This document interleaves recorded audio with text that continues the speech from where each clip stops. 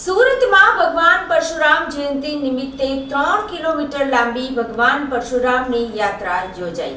શોભાયાત્રામાં સુરતના મેયર પણ હાજર રહ્યા। પરશુરામ ગાર્ડન સુધી 3 થી 4 કિલોમીટરની યાત્રા નીકળી હતી। યાત્રામાં વિશાળ પરશુરામની પ્રતિમા રાખવામાં આવી હતી। આ શોભાયાત્રામાં બગ્યોમાં રામ દરબાર, મહાદેવ પરિવાર, ભારત માતા તથા શસ્ત્ર શાસ્ત્રની ટીમ જોડાઈ હતી।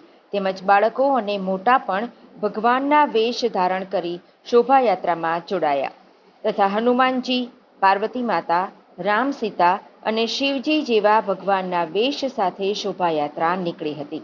સમસ્ત ગુજરાત બ્રહ્મ સમાજ દ્વારા યાત્રા કઢાઈ હતી। તેમાં ગેસ સર્કલથી પરશુરામ ગાર્ડન સુધી આ યાત્રા યોજાઈ હતી।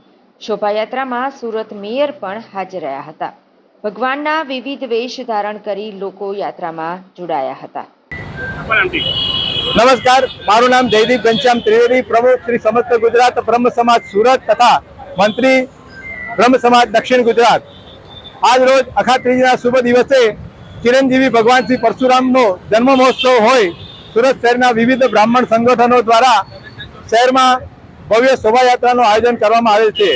આ શોભાયાત્રા ગુજરાત ગેસ સર્કલ અડાજણથી આનંદમહેર રોડથી મહાલક્ષ્મી મંદિરથી ગંગેશ્વર મહાદેવ અને ગંગેશ્વર મહાદેવ થઈને ભગવાન પરશુરામ ધામ એટલે પરશુરામ ગાર્ડન ખાતે પૂર્ણ કરવામાં આવશે। ખૂબ વિવિધ સંખ્યામાં સમાજના લોકો જોડાયા છે અને વિવિધ ઝાંખી પણ કરવામાં આવી છે।